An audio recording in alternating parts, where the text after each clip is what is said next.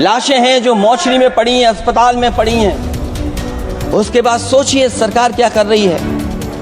अपने सरकारी हेलीकॉप्टर में फूल भर करके फूलों को डालने का काम किया। सोचिए ये हमारी कहाँ की सनातनी परंपरा है। मैं जानना चाहूँगा सदन के माध्यम से हमारे माननीय सदस्य बताएं।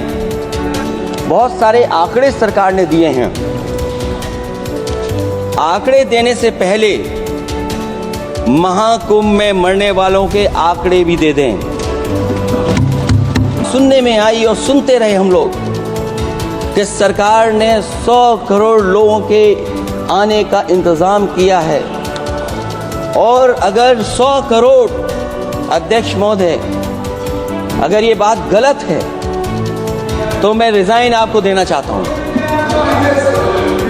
अगर अध्यक्ष महोदय, ये माननीय सदस्य लोग अगर ये नहीं सुन पा रहे हैं तो मैं इनको एक एक को, आप नहीं गए स्नान करने, आप स्नान करने नहीं गए, इसीलिए इस तरह की भाषा का इस्तेमाल कर रहे हैं। अध्यक्ष महोदय, अगली लाइन अध्यक्ष महोदय, ये विषय, अध्यक्ष महोदय, आप सीनियर लीडर हैं। अध्यक्ष महोदय, ये अधिकार आपका है। कभी नहीं रही।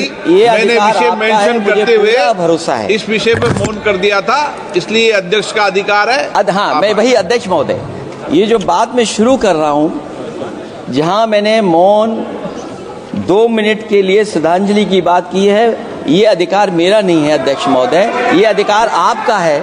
मुझे पूरा भरोसा है आप पर कि जब अभिभाषण की चर्चा खत्म हो रही होगी उस समय 2 मिनट का मौन श्रद्धांजलि जरूर दी जाए जो श्रद्धालुओं की जान गई है। नहीं अध्यक्ष महोदय, नहीं अभी एक मिनट आप लोग कुछ मत करो।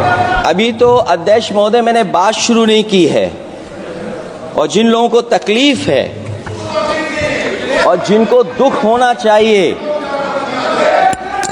उनके बारे में मैं, हालांकि वो बात मैं बाद में कहना चाहता था महाकुंभ के बारे में, लेकिन अध्यक्ष महोदय क्योंकि बहुत सारे माननीय सदस्य ये सुन नहीं सकते हैं, इसलिए मैं बात वहीं से शुरू करता हूं कि जहां सरकार बजट के आंकड़े लगातार दे रही है। और जब मैंने अभिभाषण पढ़ा अध्यक्ष महोदय, बहुत सारे आंकड़े सरकार ने दिए हैं। आंकड़े देने से पहले महाकुंभ में मरने वालों के आंकड़े भी दे दें। महाकुंभ की व्यवस्था के बारे में स्पष्टीकरण देने के लिए मेरी मांग है अध्यक्ष महोदय, सर्वदलीय बैठक बुलाई जानी चाहिए। महाकुंभ आपदा प्रबंधन व खोया पाया केंद्र की जिम्मेदारी सेना को दी जाए। महाकुंभ हादसे के शिकार लोगों की मृत्यु, घायलों का इलाज, दवाइयों, डॉक्टर, भोजन पानी, परिवहन की उपलब्धता का आंकड़ा संसद में पेश किया जाए। महाकुंभ हादसे के लिए जिम्मेदार लोगों पर, महाकुंभ हादसे के लिए जिम्मेदार लोगों पर घोर दंडात्मक कार्रवाई हो। जिन्होंने सच छिपाया है उनको दंडित किया जाए। अध्यक्ष महोदय, हम डबल इंजन की सरकार से पूछते हैं, अगर अपराध बोध नहीं था तो आंकड़े दबाए, छिपाए और मिटाए क्यों गए हैं? सच छिपाना और मिटाना भी तो अपराध है। इसका दंड कौन भुगतेगा अध्यक्ष महोदय? जहां इंतजाम होना चाहिए था वहां प्रचार हो रहा था। एक धार्मिक समागम में डबल इंजन का राजनीतिक प्रचार अशोभनीय है, निंदनीय है। इतने बड़े हादसे के बाद कम से कम अब तो वो होर्डिंग उतरवा देना चाहिए।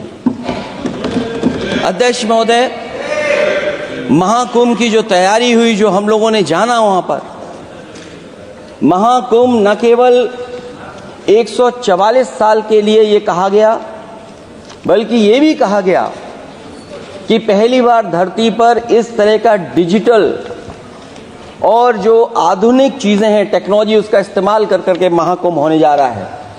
सीसीटीवी, ड्रोन, लाइव स्ट्रीमिंग के आधार पर जिनका दावा था कि वो डिजिटल कुंभ करा रहे हैं, वो मृतकों की डिजिट नहीं दे पा रहे हैं। एक तरफ तो जो लोग डिजिटल अध्यक्ष महोदय कहने को थकते नहीं हैं, लेकिन जब कुंभ में इतना बड़ा हादसा हो गया है तो यही सरकार डिजिट नहीं दे पा रही है।